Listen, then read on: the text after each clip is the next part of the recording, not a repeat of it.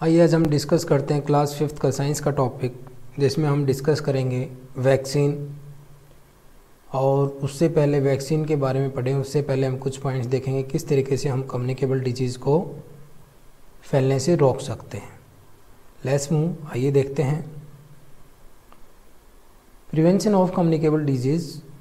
Communicable जो disease हैं, ये जो बीमारियां हैं फैलती हैं, इनको बहुत से तरीक़ों से रोका जा सकता है। सबसे पहले डेली नहाना चाहिए साबुन से और क्लीन वाटर का यूज़ करना चाहिए अपने आप को साफ़ रखने के लिए।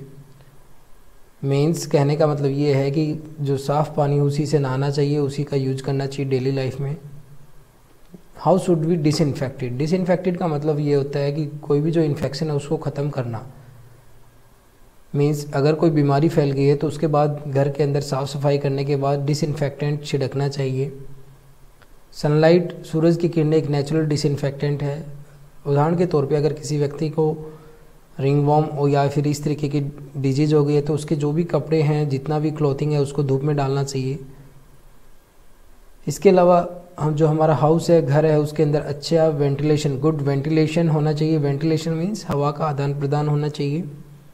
Window and have windows and open spaces to get proper sunlight. और घर के अंदर खिड़कियाँ और खुला स्पेस होना चाहिए सो दैट जो सनलाइट है वो प्रॉपर तरीके से आ सके। Drinking water should be clean and pure. जो पीने का पानी है वो साफ़ सुथरा होना चाहिए। हमेशा फिल्टर्ड और बॉयल्ड वाटर को यूज़ करना चाहिए। Water purifiers, UV filters use किए जाने चाहिए पानी को साफ़ करने के लिए। Your surrounding should be neat and clean. आपका जो आस पड़ोस है वो साफ़ सुथरा होना चाहिए। Water should not stagnate in the surrounding because it may become the breeding ground for mosquitoes and flies. आसपास गंदा पानी नहीं खड़ा होना चाहिए। स्टैग्नेट का मतलब होता है एक स्थिर अवस्था में पानी का खड़ा होना, वो सराउंडिंग में नहीं होना चाहिए, क्योंकि इससे भी मॉस्किटो जो फ्लाइज हैं उनका ब्रीडिंग ग्राउंड बनता है। ये जो भी कूड़ा करकट है, जितना भी गार्बेज है, उसको हमेशा कवर्ड बिन्स, जो ढके हुए डब्बे हैं, उनके अंदर रखना चाहिए। ओपन बॉक्सेस के अंदर नहीं रखना चाहिए। बच्चों को प्रॉपरली वैक्सीनेशन मिलना चाहिए बीमारियों से के अगेंस्ट लड़ने की रोग प्रतिरोधक जो वैक्सीन्स रहती हैं वो उनको समय समय पर दी जानी चाहिए। TB, diphtheria, hepatitis. आज की डेट में जैसे ही बच्चा जन्म लेता है उसके तुरंत बाद जो उसका वैक्सीनेशन चार्ट दे दिया जाता है। क्यों? क्योंकि हर बच्चे के जन्म लेने के बाद उसका आधार कार्ड का रजिस्ट्रेशन मैंडेटरी है और उसी टाइम पर जिस भी हॉस्पिटल के अंदर वो जन्म लेता है वहाँ पर वैक्सीनेशन का चार्ट उस बच्चे को, उस फैमिलीज़ को हैंड ओवर किया जाता है, सो दैट उनको ये पता लगता रहे कि इस बच्चे को किस समय पर कौन कौन से टीके लगने हैं। वैक्सीनेशन क्या है? आइए अब हम इस वैक्सीनेशन के कॉन्सेप्ट को समझते हैं। वैक्सीन्स क्या होती हैं एंड इसके बेनिफिट्स क्या क्या हैं। This is an effective way of preventing many communicable disease. बहुत सारी छुआछूत की जो बीमारियां हैं जो एक व्यक्ति से दूसरे व्यक्ति तक फैलती हैं, उनको रोकने का ये बहुत अच्छा तरीका है।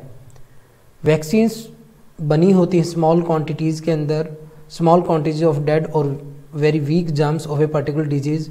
वैक्सीन्स किससे बनती हैं? स्मॉल क्वांटिटीज़ के अंदर हम डेड, मरे हुए या इस तरीके के कीटाणु जिनको वीक कर दिया गया है एक पर्टिकुलर बीमारी के, उनको यूज किया जाता है वैक्सीन्स बनाने में। दे आर गिवन, या तो वो ओरली दिए जाते हैं या उनको बॉडी के अंदर इंजेक्ट किया जाता है।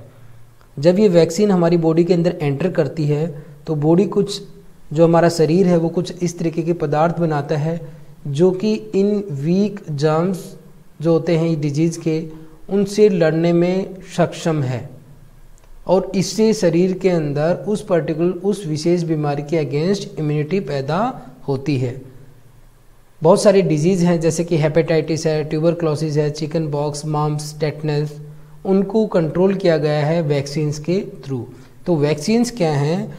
वैक्सीन्स बेसिकली हमारे शरीर के अंदर रोगों के प्रति लड़ने की जो क्षमता है उसको इंक्रीज करती हैं एक पर्टिकुलर डिजीज़ के अगेंस्ट। और इस वैक्सीन को कैसे तैयार किया जाता है? वैक्सीन को तैयार करने के लिए क्या करते हैं, या तो वही जर्म्स जो कि उस डिजीज़ को कॉज करते हैं उनको लिया जाता है, या उनके जैसा ही डेड ऑर्गेनिज्म लिया जाता है जिसको बॉडी रिकॉग्नाइज करे कि ये फॉरेन पार्टिकल है, ये बाहरी जर्म्स है और इसको किल किया जाना है, तो उसके अगेंस्ट बॉडी क्या करेगी, रोग प्रतिरोधक क्षमता डेवलप करेगी और इसी को यूज किया जाता है वैक्सीन प्रोग्राम के अंदर। कुछ कॉमन वैक्सीन्स हैं जैसे कि पोलियो वैक्सीन है, पोलियो को रोकने के लिए बनाई गई। डीपीटी, ये डिप्थीरिया, पर्ट्यूसिस, टेटनस, इन तीनों बीमारियों से लड़ने के लिए डीपीटी का टीका लगाया जाता है।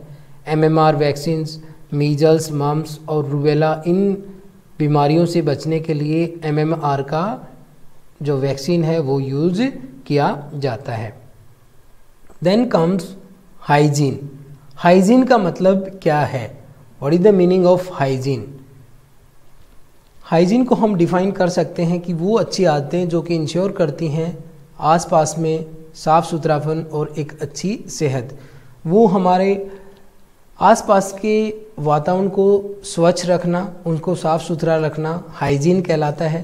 प्रॉपर हाइजीन हमें मदद करता है बीमारियों से रोकने में, बीमारियों को फैलने से रोकता है proper hygiene. Following are some of the steps to maintain. वो स्टेप्स कौन कौन से हैं जो हाइजीन को, अच्छे हाइजीन के लिए लिए जाते हैं? सबसे पहले we should wash our hands with soap and water. हमें साबुन से और पानी से अपने हाथों को साफ़ करना चाहिए खाना खाने से पहले और टॉयलेट जाने के बाद। जब हम वॉशरूम यूज़ कर लेते हैं तो उसके बाद हमें अपने हाथों को अच्छे से साबुन और पानी से धोना चाहिए। डेली हमें स्नान करना चाहिए सो दैट जो डस्ट है और डेड सेल्स, जर्म्स हैं वो हमारी बॉडी से निकल जाएं। उन सबको रिमूव करने के लिए, उनको हटाने के लिए हमें डेली नहाना चाहिए। हमें डेली ब्रश करना चाहिए हमारे टीथ को, हमारे दांतों को 2 बार एटलीस्ट ब्रश करना चाहिए मॉर्निंग में और बिफोर गोइंग टू स्लीप। इससे क्या होगा, जो भी कीटाणु हमारे माउथ के अंदर पनप रहे हैं, खाना खाने के बाद जो भी छोटा छोटा टुकड़ा रह जाता है माउथ के अंदर, उसको निकालने के लिए ब्रश करना ज़रूरी है ताकि एसिडिक एनवायरनमेंट क्रिएट ना हो। ये एक इन्फॉर्मेशन दिया गया है एडवर्ड जेनर के बारे में कि एडवर्ड जेनर एक ब्रिटिश डॉक्टर से जिन्होंने वैक्सीन इन्वेंट किया स्मॉल पॉक्स को से बचाने के लिए, एंड इसी वैक्सीन के परिणाम स्वरूप पूरे वर्ल्ड से स्मॉल पॉक्स को इरेडिकेट किया जा सका।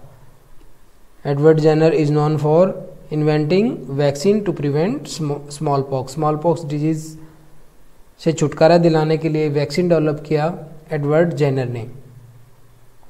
Okay, how we can maintain, ये हमने 3 तरीके बताए कि हम हाइजीन को कैसे मेंटेन कर सकते हैं।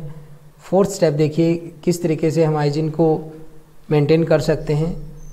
हमें अपने जो नेल्स हैं उनको रेगुलरली कट करना चाहिए। हमारा जो किचन है, फ्लोर है, टॉयलेट है, बाथरूम है, उनको साफ़ किया जाना चाहिए और वहाँ पर डिसइंफेक्टेंट है उनको रेगुलरली समय समय पर प्रयोग करना चाहिए ताकि वहाँ पर कीटाणु ना पैदा हों। वी शुड कीप, हमारा जो भोजन है उसको प्रॉपर तरीके से, सही तरीके से ढका हुआ रखा जाना चाहिए। हमें अपने सराउंडिंग को क्लीन करना चाहिए। जो भी कूड़ा करकट है उसको ओपन में, खुले में नहीं फेंकना चाहिए। डस्टबिन्स हैं, जो कूड़ेदान हैं, उनको कवर करके रखना चाहिए। आस पास में या इवन जो पुराने टायर हैं, ड्रम्स हैं, बकेट्स हैं, उनके अंदर पानी को इकट्ठा नहीं होने देना चाहिए क्योंकि यहाँ पर मॉस्किटोज़ ब्रीड करते हैं। जो खड़ा पानी होता है, जो भी खड़ा पानी रहता है, टायर के अंदर हो, कूलर के अंदर हो, वहाँ पर मॉस्किटोज़ ब्रीड करते हैं, मीन्स अंडे देते हैं और वहाँ पर उनकी जनरेशन और बढ़ती है। तो इस तरीके का ख्याल हमें रखना चाहिए कि हमारे घर के अंदर कोई भी ऐसा आइटम ना हो जिसमें लंबे समय तक पानी इकट्ठा हो रखा हो। हमें इन बातों के बारे में अवेयर रहना चाहिए। There should be a wire screen और नेट ऑन द डोर्स। खिड़कियों दरवाज़ों के ऊपर जाली लगी होनी चाहिए सो दैट जो मक्खियाँ हैं या मच्छर हैं वो घर के अंदर एंट्री ना ले सकें। देखिए, हेल्थ और हाइजीन के बारे में हमने पढ़ा। इसके अलावा आप फूड के बारे में आपने पढ़ा कि हमें एक न्यूट्रिशियस डाइट लेना चाहिए, अच्छा भोजन करना चाहिए। उसके अलावा भी हमारे शरीर को हष्ट पुष्ट रखने के लिए एक्सरसाइज का अहम रोल है। हमारी दिनचर्या के अंदर हमें डेली एक्सरसाइज, कसरत करना चाहिए। रेगुलर जो एक्सरसाइज है वो ज़रूरी है हमारे शरीर को स्वस्थ और फिट बनाए रखने के लिए। एक्सरसाइज ब्लड सर्कुलेशन को बढ़ाता है, डाइजेशन को बढ़ाता है और हमारी मसल्स को स्ट्रॉन्ग बनाता है। जब भी हम एक्सरसाइज करते हैं उससे ज़्यादा से ज़्यादा